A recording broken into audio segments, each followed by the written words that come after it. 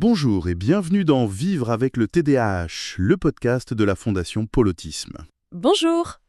Aujourd'hui, on va se pencher sur une question vraiment fondamentale pour les adultes qui vivent avec un TDAH et pour leurs proches aussi.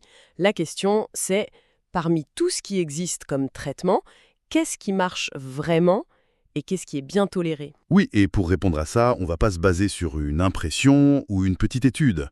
On va analyser une source monumentale. C'est ça. On parle d'une méta-analyse, c'est-à-dire une synthèse de toutes les recherches de qualité sur le sujet. Elle a été publiée dans la très prestigieuse revue The Lancet Psychiatry. C'est une étude de l'équipe d'Eduardo Ostinelli, et quand on dit grosse, c'est pas un petit mot. Elle combine les résultats de 113 essais cliniques. 113. Oui. Et ça inclut presque 15 000 adultes avec un TDAH. En fait, c'est simple, c'est la vue la plus complète qu'on ait jamais eue sur le sujet. Notre mission, donc, c'est d'extraire les messages clés de cette montagne de données. Qu'est-ce qui marche vraiment ? Alors commençons par le début, le court terme. Les 12 premières semaines de traitement en général. Qu'est-ce qui se passe quand on compare les médicaments et les approches psychologiques? Alors, c'est le cœur de l'étude. D'un côté, il y a les traitements pharmacologiques. Les stimulants, comme le méthylphénidate, ce genre de choses. Exactement, les stimulants, mais aussi l'atomoxétine. Et de l'autre côté, les interventions psychologiques, la thérapie cognitivo-comportementale, la TCC, la pleine conscience, la psychoéducation. D'accord. Et l'étude regarde l'effet sur les symptômes principaux. Inattention, hyperactivité. C'est ça. Et alors, sur ce terrain précis, le verdict est, il est sans appel. Ah ouais. Seuls les médicaments, et spécifiquement les stimulants et l'atomoxétine, ont montré une réduction claire et significative des symptômes. D'accord, c'est net. Et ce qui est crucial, c'est que cette amélioration, elle était mesurée de deux façons. Par les cliniciens, les médecins, et aussi par les adultes eux-mêmes dans leur questionnaire. Donc, le regard extérieur et le ressenti intérieur. Ils étaient alignés. Parfaitement alignés. Bon, c'est un point de départ très fort. Les médicaments semblent donc efficaces pour, disons, calmer le bruit des symptômes, mais alors qu'en est-il des thérapies ? On pense souvent à la TCC comme la référence, le traitement de fond. J'imagine qu'elle s'en sort bien aussi. Eh bien, c'est là qu'arrive la première et peut-être la plus grande surprise de cette méta-analyse. Ah, Les cliniciens, les thérapeutes, eux, ils observaient bien une amélioration. De leur point de vue, la thérapie était efficace. ok. Mais, et c'est un mais de taille, cette perception n'était pas du tout partagée par les principaux intéressés. Comment ça? Ok. Dans leurs auto-évaluations, les adultes ne rapportaient pas d'amélioration significative de leurs symptômes de TDAH. Attendez, ça c'est fou. Le médecin voit un progrès, mais la personne elle-même ne le ressent pas. Sur les mêmes critères? C'est exactement ça, une divergence totale. Mais comment c'est possible? On peut expliquer un décalage pareil? Mais c'est la grande question que l'étude soulève.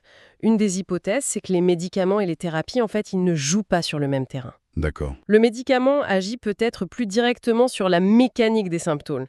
Moins d'agitation, plus de concentration. L'effet est plus brut, plus perceptible immédiatement. Et la thérapie, elle agirait ailleurs. Peut-être, oui. Sur les stratégies pour compenser, sur la gestion de l'anxiété qui va avec, sur l'acceptation de soi. Des bénéfices bien réels, mais que les échelles de symptômes classiques ne mesurent tout simplement pas. Le thermomètre n'est pas le bon, en quelque sorte. La personne se sent peut-être mieux dans sa vie, même si son niveau d'inattention brute n'a pas bougé. C'est une excellente image. Et ça nous rappelle une chose essentielle, l'importance de demander à la personne ce qu'elle ressent. L'indicateur final, la vraie mesure de l'efficacité, c'est le vécu de la personne. Ok, c'est un point absolument crucial. Donc pour le court terme, avantage aux médicaments sur les symptômes, mais avec cette nuance de taille sur les thérapies. Mais l'efficacité, c'est une chose. Un traitement, il faut aussi pouvoir le supporter. Qu'est-ce que l'étude nous dit sur les effets secondaires, la tolérance ? Alors là aussi, c'est très précis. L'étude distingue bien deux concepts. D'abord, l'acceptabilité. C'est-à-dire le fait de continuer le traitement ou de l'arrêter, peu importe la raison. Voilà, c'est un peu un vote de confiance global. Et ensuite, il y a la tolérance. Et là, c'est plus spécifique. C'est le fait d'arrêter uniquement à cause des effets secondaires. Et alors, les résultats? Assez surprenant aussi. Pour l'acceptabilité, on voit que des médicaments comme l'atomoxétine ou la guanfacine sont moins bien acceptés que le placebo. Plus de gens les arrêtent.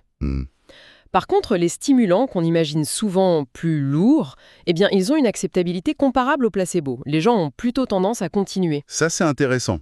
Ça suggère peut-être que les bénéfices ressentis sont assez forts pour qu'on s'accroche. Mais pour la tolérance pure, alors?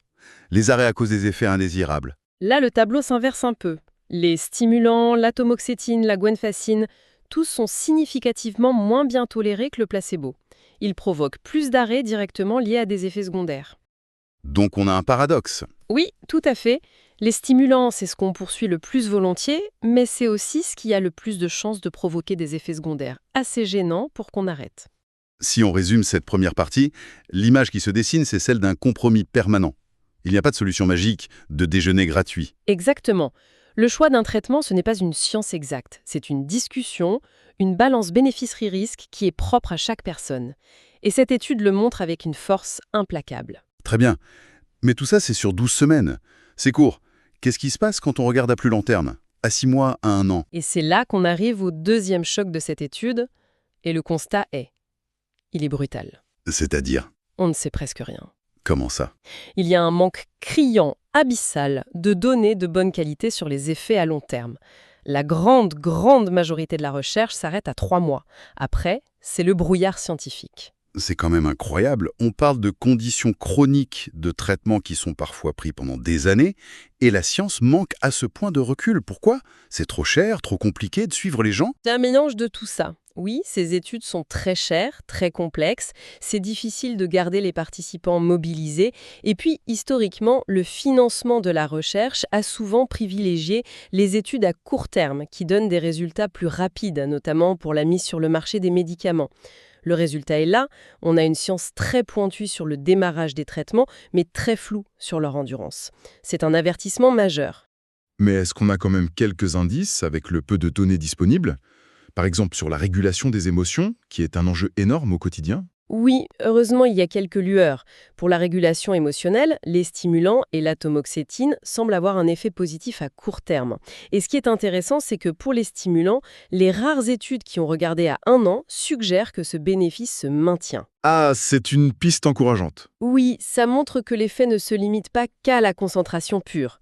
Bon, c'est déjà ça. Mais passons à ce qui est souvent le nerf de la guerre, les fonctions exécutives.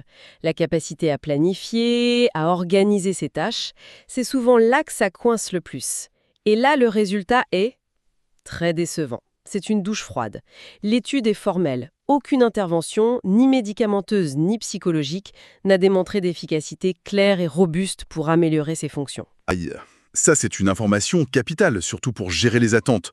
On ne peut pas attendre d'une pilule qu'elle nous transforme en champion de l'organisation. Absolument pas. Réduire l'agitation ne se traduit pas automatiquement par une meilleure capacité à gérer un projet. Ce sont des compétences différentes. Ce qui nous amène à la question ultime, la qualité de vie. Au fond, est-ce que les gens se sentent globalement mieux, plus heureux, plus épanouis? C'est peut-être la conclusion la plus percutante de toute l'étude. À 12 semaines, aucune intervention n'a démontré d'amélioration significative de la qualité de vie générale. Aucune. Aucune. Aucune. Et les données à plus long terme sont si rares qu'il est impossible de conclure quoi que ce soit. Ça, c'est le point qui fait le plus réfléchir. On peut avoir des symptômes qui diminuent, une évaluation positive du médecin, et pourtant, le bien-être général, lui, ne bouge pas. Ça donne le vertige. Oui, parce que ça nous force à nous demander qu'est-ce qu'on cherche vraiment à traiter. Si on se concentre uniquement sur la liste de symptômes du manuel de diagnostic, on risque de passer à côté de l'essentiel, le bien-être de la personne. Le TDAH, ce n'est pas juste une liste de critères, c'est un ensemble de défis de vie, de difficultés relationnelles, d'estime de soi. Exactement. Des choses qui se sont construites sur des années. Un médicament seul ne peut pas défaire tout ça. Ce qui semble pointer vers une conclusion forte. On demande peut-être la mauvaise chose à ces traitements. Un médicament, c'est peut-être un outil, une béquille, mais pas la solution complète. C'est la perspective que cette étude nous force à adopter. Elle ne dit pas que les traitements sont inutiles, loin de là, elle les remet à leur juste place. Un médicament peut créer un calme mental qui n'existait pas avant, et ce calme peut ensuite rendre d'autres choses possibles. Comme s'engager dans une thérapie, mettre en place des stratégies. Voilà. L'échec à améliorer la qualité de vie, ça ne veut pas dire que les traitements sont inutiles, ça veut dire qu'ils sont insuffisants s'ils sont utilisés seuls. Indirectement, cette étude est un plaidoyer massif pour les approches multimodales. Celles qui combinent les outils. C'est la lecture la plus constructive. Même si l'étude n'a pas pu évaluer directement ces approches combinées, tous ces résultats pointent dans cette direction. Le futur, ce n'est sans doute pas une nouvelle molécule miracle. Mais plutôt l'art d'assembler intelligemment plusieurs soutiens. Un peu de pharmacologie, du coaching pour l'organisation, une thérapie pour l'estime de soi et des aménagements concrets dans l'environnement de vie. C'est une vision beaucoup plus riche. Si on devait maintenant distiller tout ça, quels seraient les grands messages à emporter? Le premier est pragmatique. Pour réduire les symptômes à court terme, les stimulants et la tamoxétine ont les preuves les plus solides. C'est un fait. D'accord? Point numéro 1. Point numéro 2. Ce n'est jamais sans contrepartie. Le choix d'un médicament implique toujours de peser le pour et le contre. C'est une décision qui doit être personnelle, informée et réévaluée. Et le troisième point, Le troisième, qui est peut-être le plus important, l'expérience de la personne RN. La boussole la plus fiable, c'est le ressenti de la personne concernée. Il faut l'écouter et en faire le critère principal de réussite. et enfin un message pour la recherche pour le futur. Oui, clairement, la recherche doit changer de focale. Il faut sortir de la tyrannie du court terme et investir dans la compréhension des effets à long terme. Et surtout, il faut arrêter de mesurer uniquement les symptômes et commencer à évaluer ce qui compte vraiment. La qualité de vie, l'épanouissement, le bien-être. Finalement, cette étude ne donne pas de réponse simple, du genre prenez ceci ». Elle fait quelque chose de bien plus utile. Elle nous donne une carte plus honnête du territoire. Une carte qui montre les autoroutes, mais aussi les impasses et les vastes zones encore inexplorées. C'est une excellente métaphore. Le but n'est pas de trouver la bonne réponse dans l'étude, mais de s'approprier ses connaissances pour pouvoir tracer son propre chemin. Un chemin qui a du sens pour soi. Ce podcast vous est proposé par la Fondation Pôle Autisme. Cette étude nous rappelle que l'information scientifique est un outil puissant pour permettre à chacun de faire des choix éclairés pour sa santé et son bien-être. Merci d'avoir écouté Vivre avec le TDAH, un podcast produit par le professeur Stéphane Elie pour la Fondation Pôle Autisme. Prenez soin de vous et à bientôt.